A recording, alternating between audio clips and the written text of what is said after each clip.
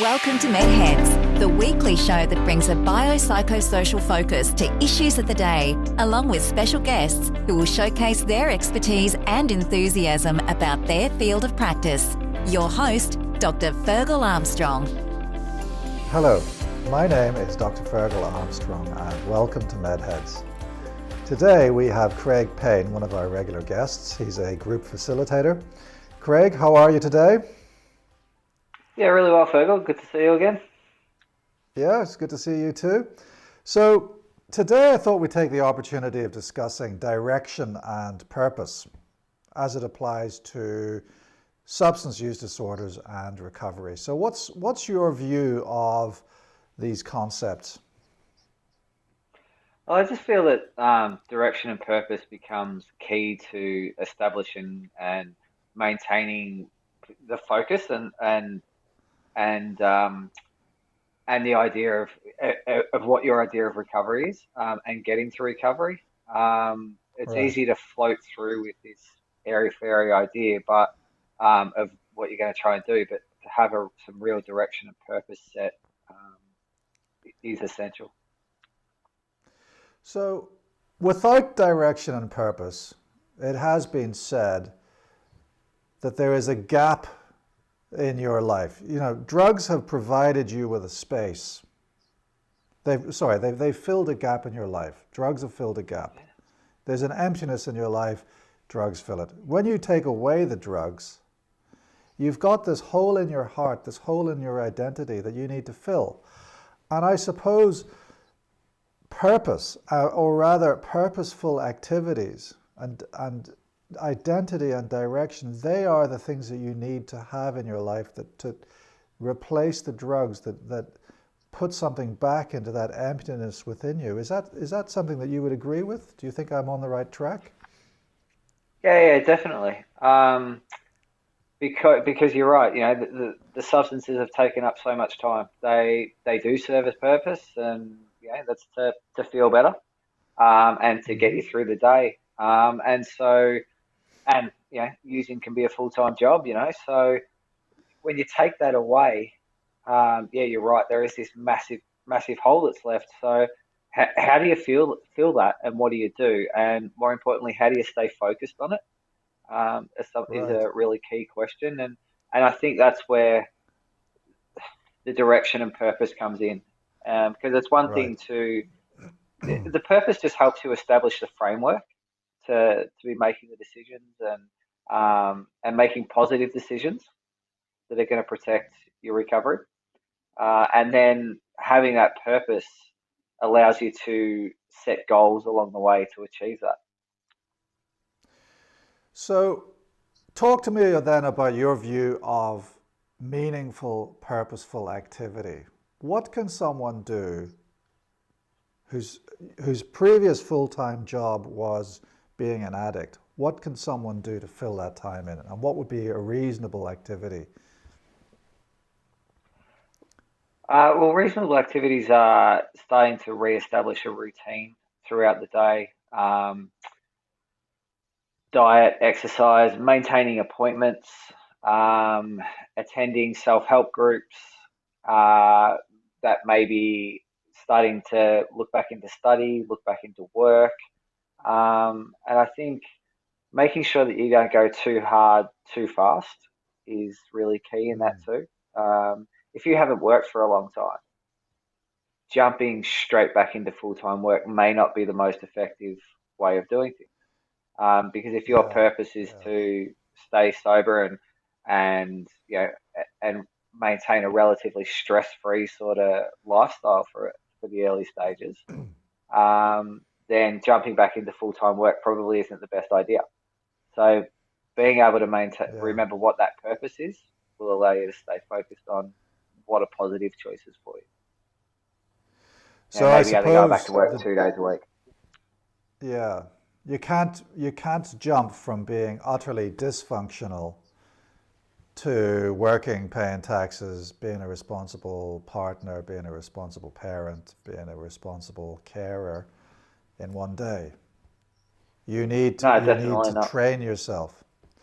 And I suppose it's like running a marathon, isn't it? You don't just get up off a couch and run a 26-mile marathon. You need to have the purpose, the direction, and the journey mapped out.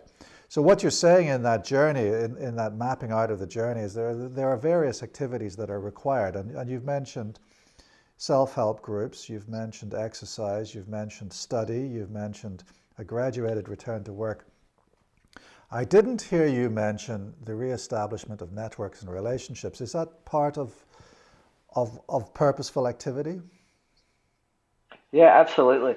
And this is one of the things I talk to people about all the time is um, what is it that you want your life to look like, and what is it that you want to do, and start like if that was to I don't know, if someone had an interest in music and they felt that one of the activities that they like to do is to start a band.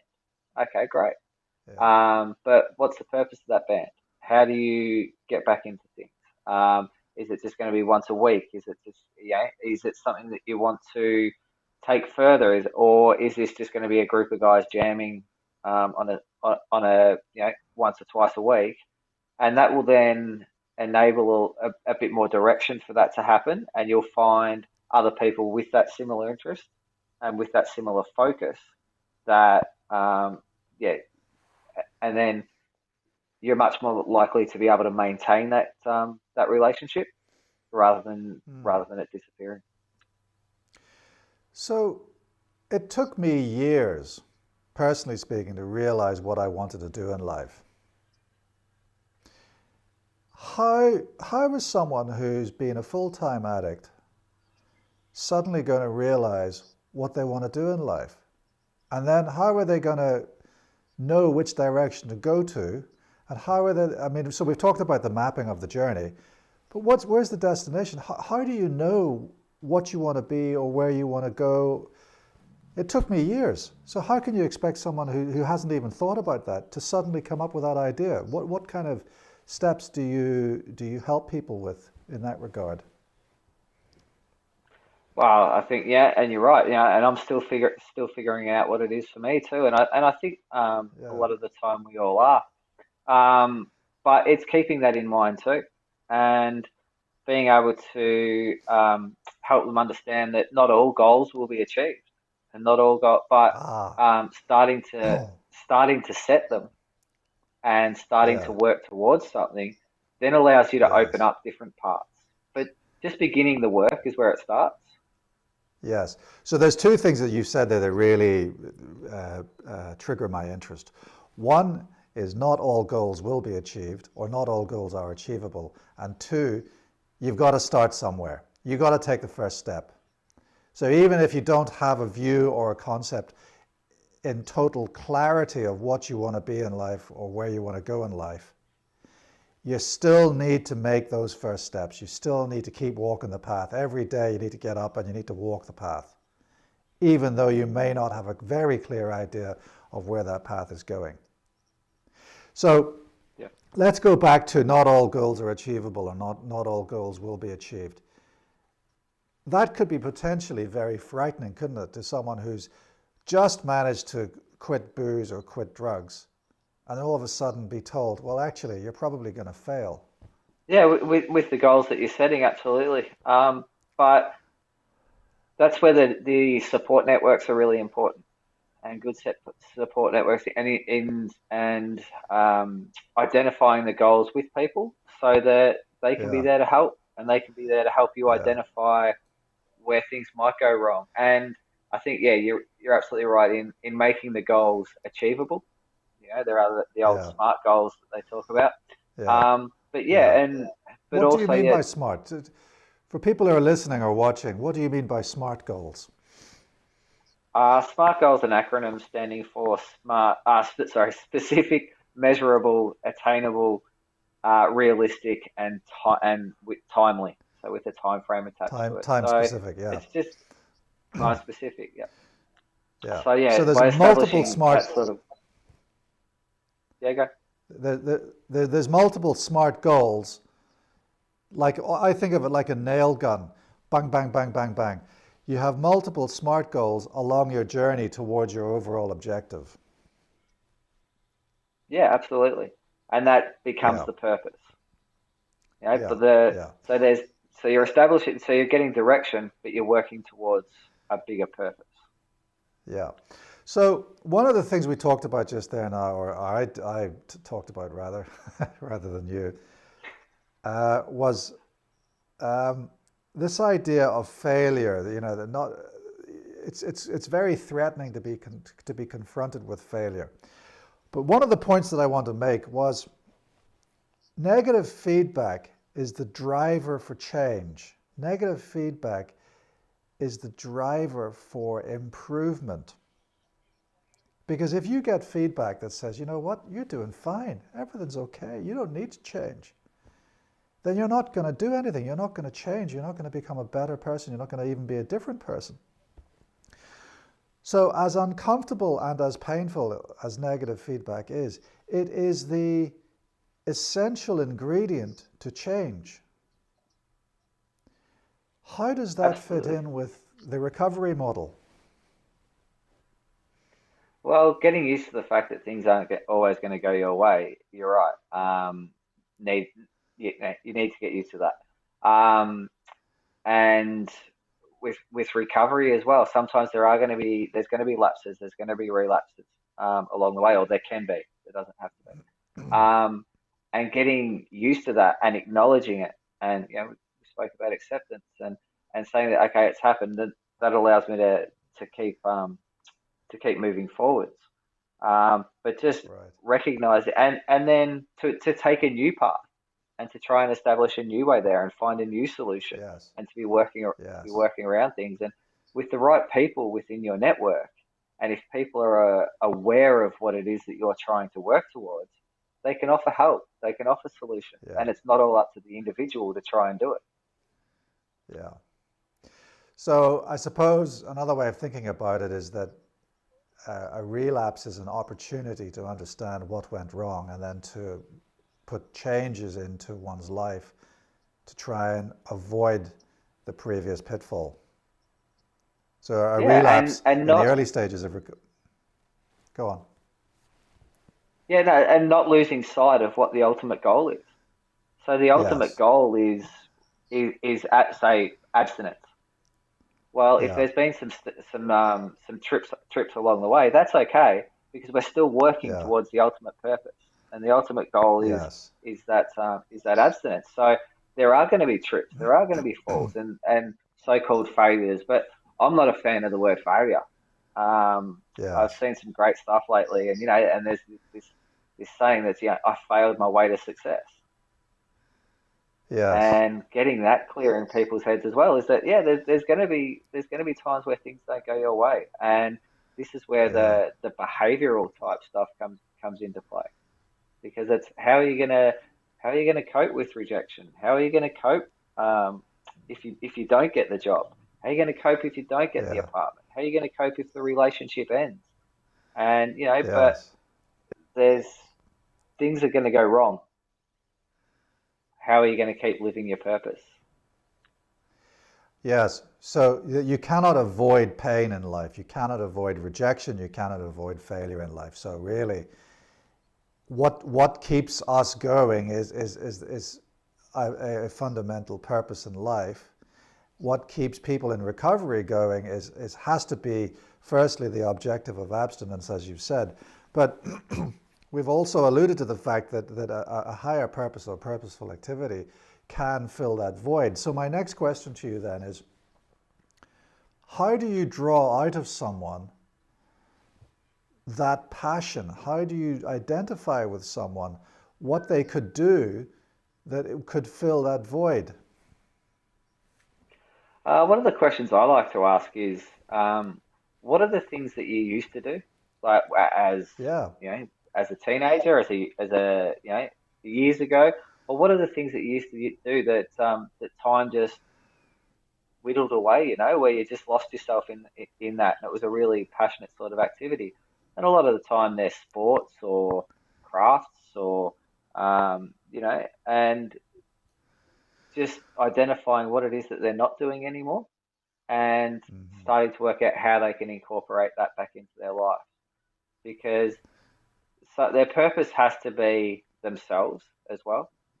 And, Yeah. it's easy to lose track of things and say, oh, but I've got my family and I've got this and I've got that. But part of the purpose has to be to keep you happy and establish a lifestyle that you enjoy living. Because if you don't So enjoy you're living it, almost you're going to like start to look for the external solution. you're almost a career guidance counselor in this regard, aren't you? Well, in a way, yeah. Yeah. And it's because they're such big questions, what's your purpose in life? What do you want to do? What do you want? And like you said Yes. before, it sounds like a massive question, and it's like it's really Yes. confronting.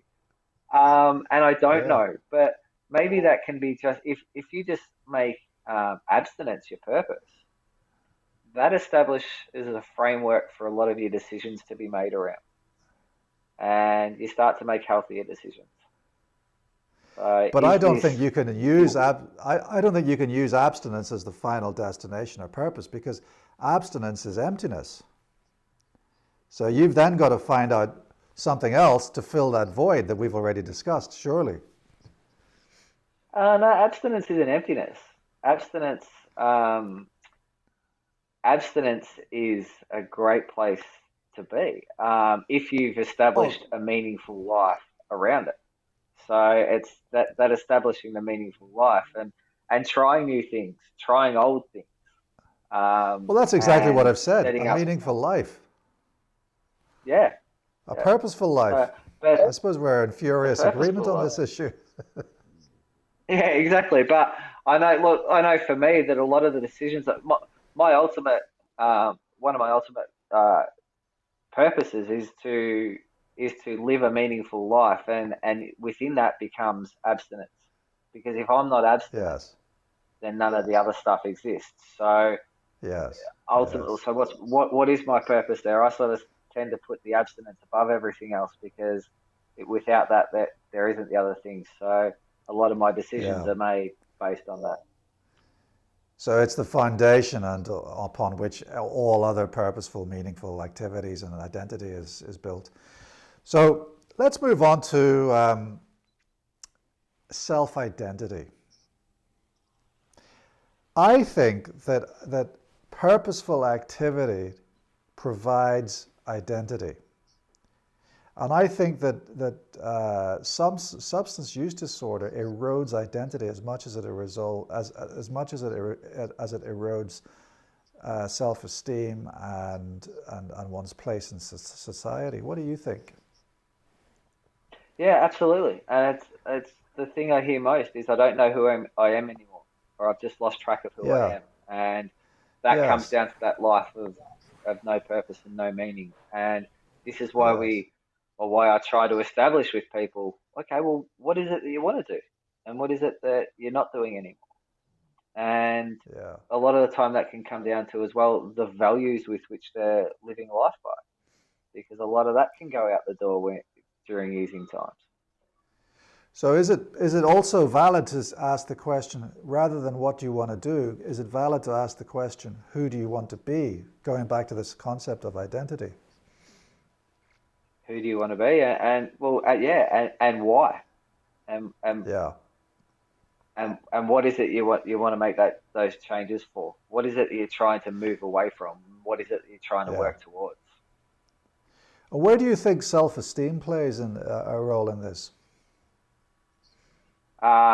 Again, comes in with this re-establishing or establishing identity.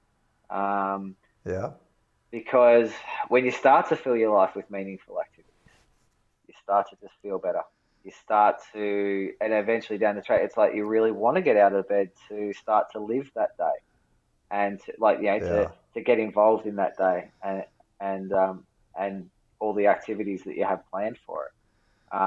If you have a job that you really like going to and it's a great job and you really enjoy it, you're gonna want to bounce it and get out of bed and go. If you're going away for the weekend camping, camping's been something that I haven't done for ages. And that's maybe something that I want to do and get back into it. It can setting up this life can actually be quite simple. we tend to overcomplicate things and want so Yeah. much more, but forget the What value do of you just mean by the that? little things.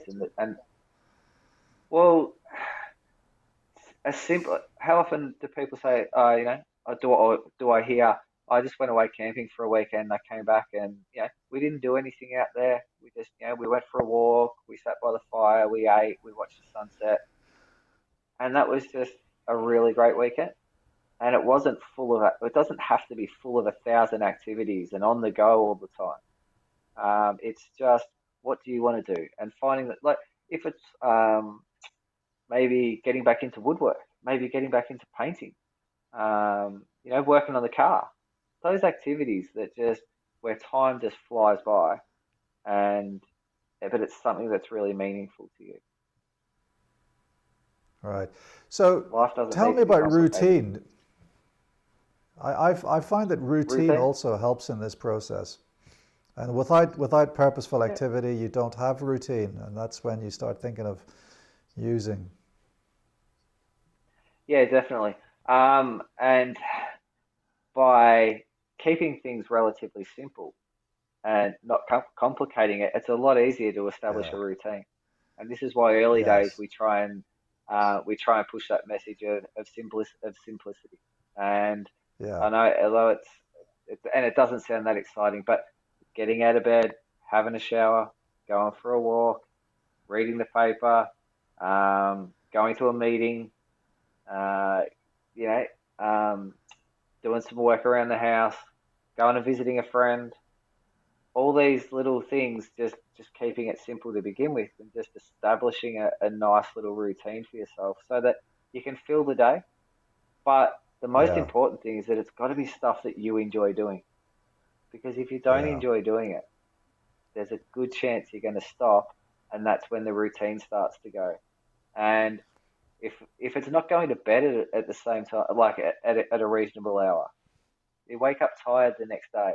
When you wake up tired, you probably don't want to get out of bed, and you can start to make reasons not to go.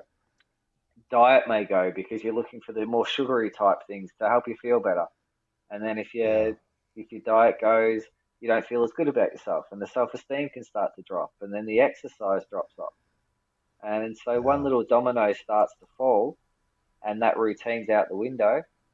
It's really, it can be a dangerous place to be for your recovery.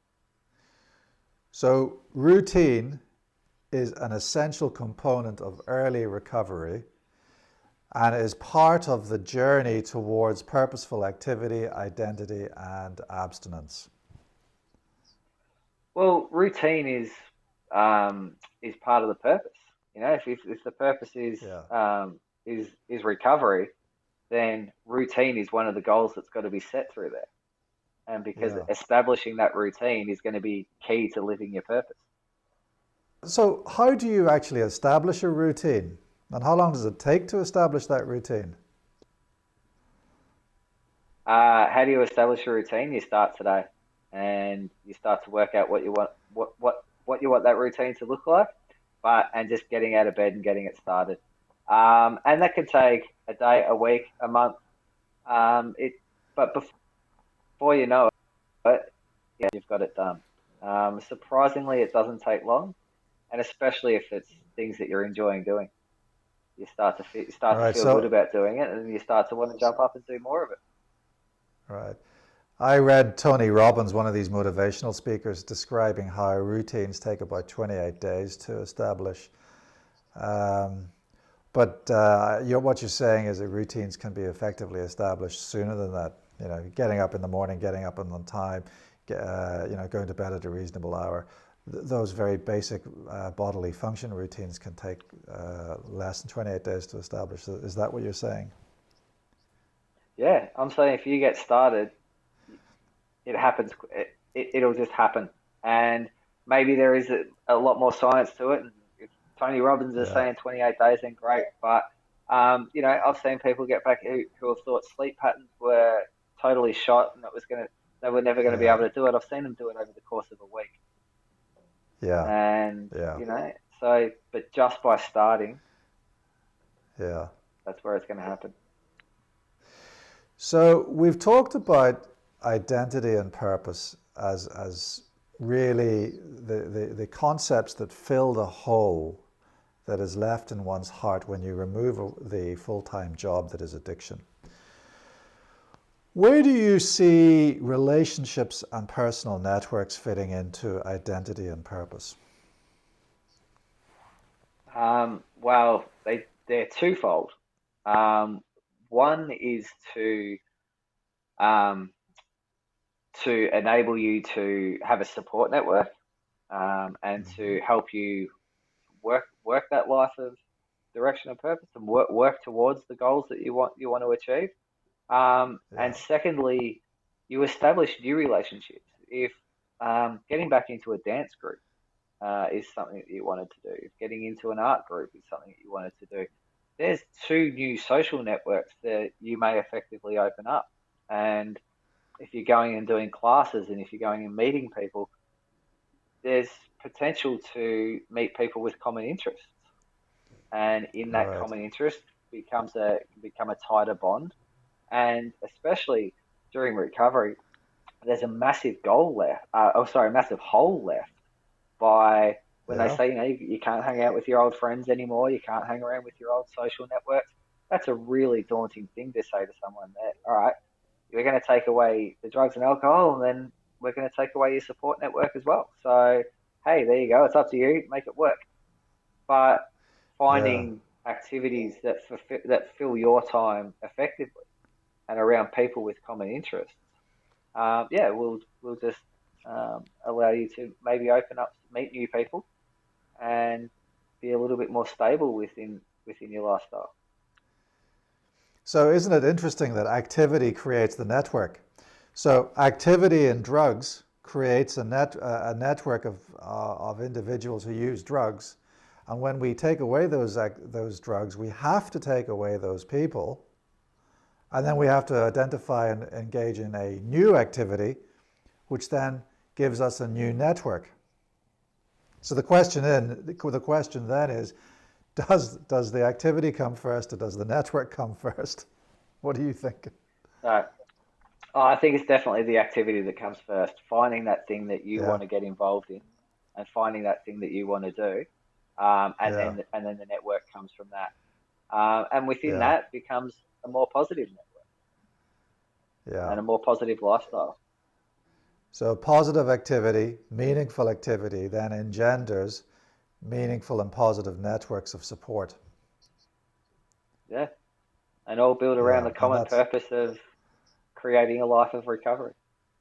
So as usual, we've run out of time far too quickly, but just before we close, can you give us one message of hope that is relevant to the idea of identity and meaningful activity and purpose as it applies to recovery? Yeah, I think there's a real opportunity now, and there's a lot of choice for you. There's so many options available to create a life that you want to live, and that's full of activities that you want to do, and to establish a purpose to your life, and some real values and things you want to do. So and direction. So just have a think. What is it that you don't do anymore? What is it that you'd like to do again? And there's a real chance to just be happy without drugs and alcohol. So give it a crack. Thank you. There's a real chance that you can be happy without drugs and alcohol. So give it a crack. I'll take that away and think about that. Craig, thanks so much for your time today. I really do hope that you can join us again soon. Thank you. Cheers, Fergal. Thanks, man. That's it for today's MedHeads show. Thank you for watching. My name is Fergal Armstrong.